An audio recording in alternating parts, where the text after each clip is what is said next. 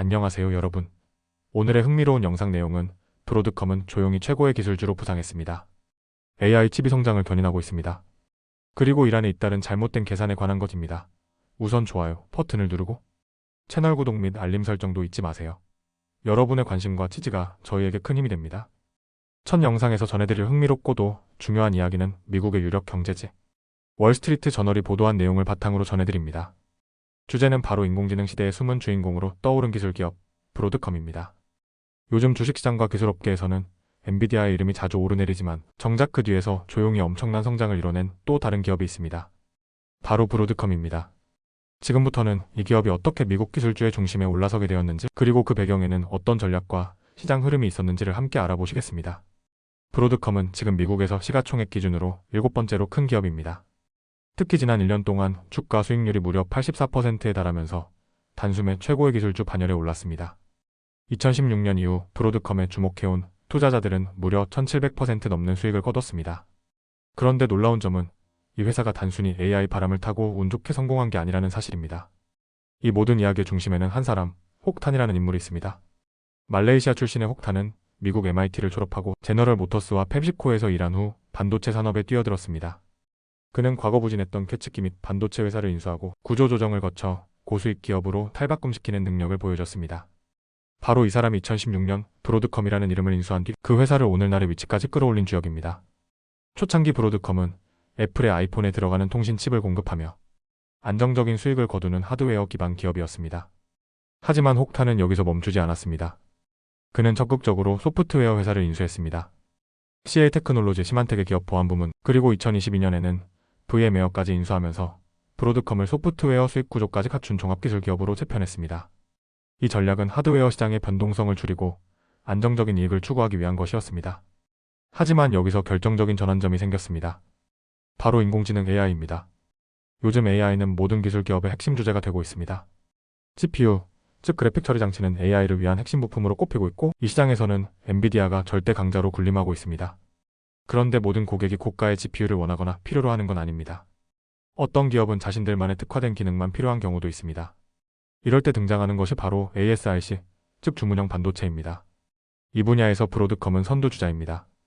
알파벳의 구글은 무려 10년 전부터 브로드컴과 협력하며 자신들만의 AI용 칩을 설계해왔고, 현재 메타, 바이트댄스, 오픈AI 같은 기업들도 브로드컴을 주요 파트너로 선택하고 있습니다.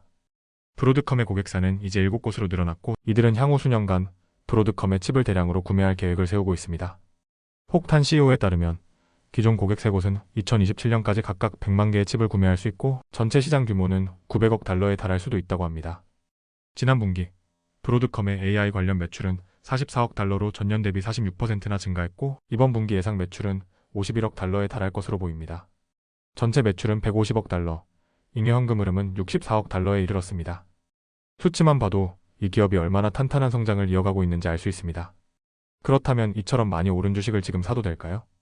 보통 사람들은 이미 너무 많이 올랐잖아 라고 생각하곤 합니다. 하지만 주식 투자에서는 바로 그 좋은 기업이기 때문에 계속 오른다는 점을 간과해서는 안 됩니다. 물론 브로드컴은 과거 가치주 시절처럼 저평가된 종목은 아닙니다. 지금은 미래 1년치 잉여현금 흐름의 32배 가격에 거래되고 있고, 앞으로의 성장은 시장 심리와 경제 환경에 영향을 받을 수밖에 없습니다. 그럼에도 불구하고 브로드컴은 여전히 AI 시대의 핵심 수혜 기업으로 꼽히고 있습니다. AI 투자가 더 늘어난다면 브로드컴은 더 많은 시장 점유율을 확보하게 될 것이고, 장기적으로는 메타나 알파벳, 아마존과 같은 거대 기술 기업을 시가총액에서 따라잡을 가능성도 열려 있습니다. 물론 그 길은 쉽지 않겠지만요. 지금까지 전해드린 이야기는 단순한 기술 기업 성공 사례가 아닙니다. 이는 경영 전략, 기술 트렌드, 글로벌 반도체 산업의 구조 변화가 만들어낸 복합적인 성과입니다. 그리고 그 중심에는 브로드컴이라는 기업과 혹탄이라는 리더, 그리고 AI라는 시대적 흐름이 있었습니다. 이제는 더 이상 AI는 먼 미래의 기술이 아닙니다. 오늘날 우리 주식시장과 기업 경쟁력을 좌우하는 가장 중요한 변수이며, 그 안에서 브로드컴은 조용한 승자로 부상하고 있습니다. 다음 영상은 미국의 유력 경제지 월스트리트 저널이 보도한 매우 중요한 국제 정세 분석을 바탕으로 최근 중동에서 벌어지고 있는 이란과 이스라엘의 충돌, 그리고 트럼프 대통령의 대응을 중심으로 깊이 있는 이야기를 전해드리겠습니다.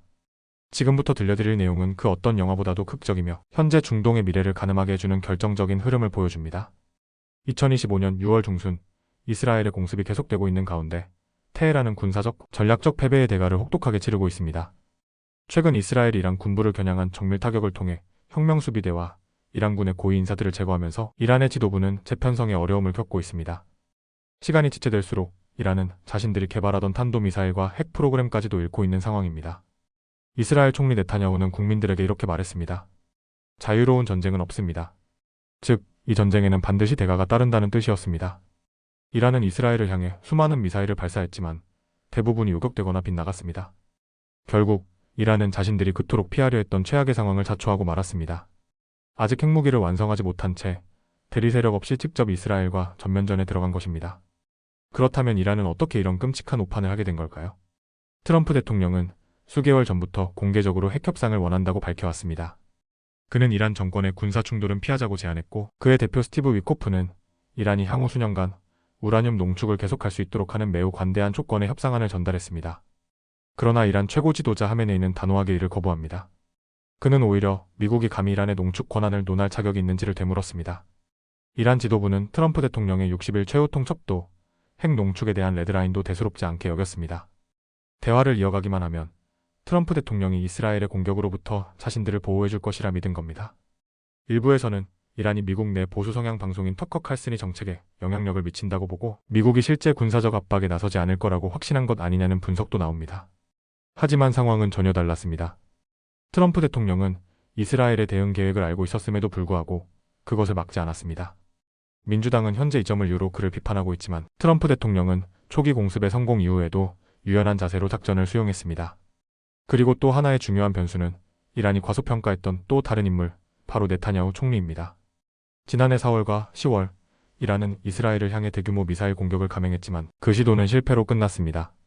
당시 네타냐후 총리는 미국 대통령의 조언을 따르며 큰 반격을 하지 않았지만 대신 그 시간 동안 이란의 방공망을 하나씩 무력화시키는 데 집중했습니다.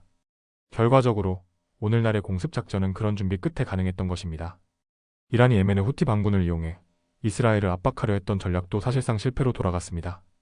이스라엘군은 테피태세에 들어갔지만 실제 피해는 없었고 그저 이란 공군의 훈련 상대가 되어준 셈이었습니다.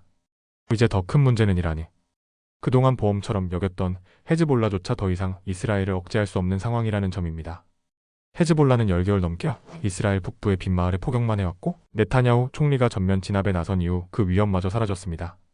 결과적으로 이란이 시작한 이번 중동 전쟁은 자신들에게 치명적인 역사적 패배로 이어지고 있습니다. 하마스가 이스라엘 남부를 기습하며 시작된 이 전쟁은 이제 테헤란과 나탄즈, 이스파한, 그리고 우리가 가장 주목해야 할 포르도 핵시설로까지 번지고 있습니다.